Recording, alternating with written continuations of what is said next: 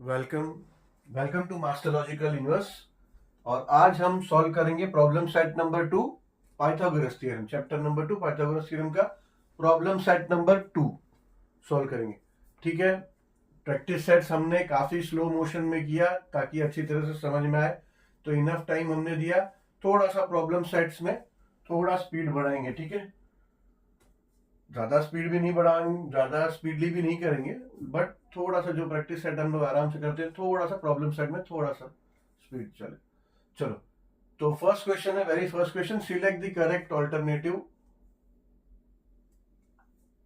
ठीक है, इसमें फर्स्ट क्वेश्चन है, इसमें 10 सब क्वेश्चन है जिसमें ऑप्शंस दिया हुआ है। कल बेसिकली एमसीक्यू टाइप है ये 4 क्वेश्चन, और उसके बाद थोड़ा सा जो 4, 5, 6 है थोड़ा सा ऑब्जेक्टिव टाइप आ जाता है, थोड़ा सा उसमें कैलकुलेशन करना पड़ेगा। ये सब हमको ऐसे ही दिख रहा है। ठीक है, आंसर अगर आप अच्छे से ऑप्शंस को देखेंगे तो we can easily find the answer. Select the correct alternative out of the following which is the Pythagoras triplet. देखो अब ये 1, 5, 10 ये 3 है, 3 नंबर का ट्रिपलेट है, 3 नंबर का सेट है। इसमें कैसा जो मेजर जिसका मैक्सिमम मेजरमेंट है वो साइड को, ये 10 देखो, ये 10 है ना, मैक्सिमम मेजरमेंट है। तो मैक्सिमम जो मेजरमेंट का साइड है उसका square equals to addition of square of the other two side होना चाहिए। अभी 10 का देखो, 10 का स्क्वायर करेंगे तो 100 होगा, 5 का स्क्वायर 25 होगा और 1 26 होगा, तो ये नहीं है। ठीक है, तो ये हमारा राइट ऑप्शन नहीं है।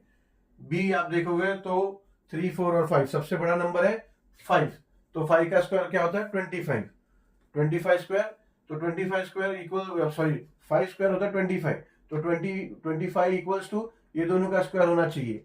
3 का स्क्वायर होता है 9, 4 का स्क्वायर होता है 16, 3 और 4 का स्क्वायर्स को मिलाओगे यानी 9 और 16 को मिलाएंगे तो 25 होता है, यानी 25 इक्वल्स टू 25, यानी ये हमारा राइट ऑप्शन है। बी राइट ऑप्शन है। ठीक है, बी राइट ऑप्शन है। सी 2, 2, 2 ये कभी भी पाइथागोरस का ट्रिपलेट नहीं हो सकता, बिकॉज एक साइड का स्क्वायर हमेशा इसमें दो साइड के स्क्वायर के एडिशन के बराबर होता है।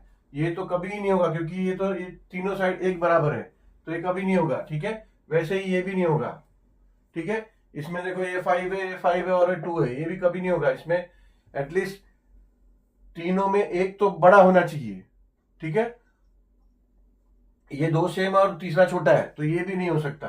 तो परफेक्ट आंसर इज 3, 4, 5। अगर कुछ डाउट है तो साइड में कैलकुलेट भी कर सकते हैं, बट ये क्या है, एमसीक्यू टाइप है। यहां दिख रहा है क्लियरली विजिबल है, हम ऐसे ही कैलकुलेट कर सकते हैं माइंड में ही। ठीक है, और ये आंसर सही ऑप्शन चुन सकते हैं। In a right angle triangle if sum of the squares of a sides making right angle is 169, then what is the length of the hypotenuse. यानी राइट एंगल ट्रायंगल है, अगर स्क्वायर्स का sum of the squares of the side making right angle, यानी ये दो angle है, ये दोनों मिला के राइट एंगल बना रहे हैं। ठीक है, तो अगर ये दोनों का स्क्वायर, इसका और इसका, ये दोनों का, लाइट से ये ए बी हो गया और ये सी हो गया, A B square plus A C square B C square plus B C square, ये अगर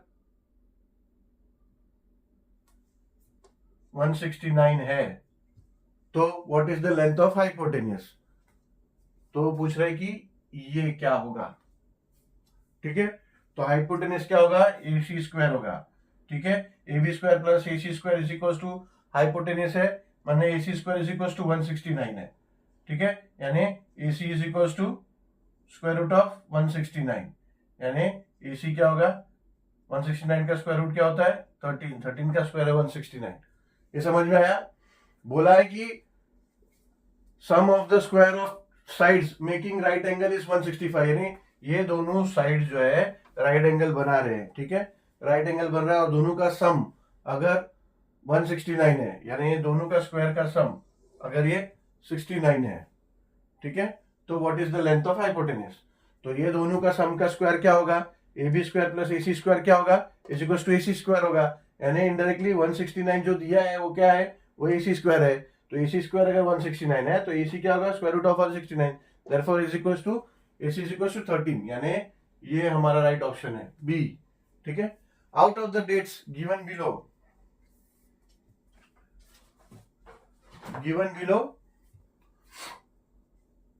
which dates constitute Pythagorean triplet, यानी डेट्स के कुछ सैंपल दिए, उसमें से कौन सा ऐसा डेट है जो पाइथागोरन ट्रिपलेट का सेट हो सकता है। 15, 8, 17, 15, 8 और 17 सबसे बड़ा साइड है 17, 17 का अगर स्क्वायर करेंगे तो हो जाएगा 289, ठीक है। 15 का स्क्वायर करेंगे तो हो जाएगा 225, 225 प्लस 8 का स्क्वायर होगा 64, तो ये 289 हो रहा है क्या, 982, यस, ठीक है, फर्स्ट वाला राइट ऑप्शन है। बाकी ये 16 और 16 है, ठीक है, दो बड़ा साइड सेम है, छोटा वाला 8 है तो ये नहीं हो सकता।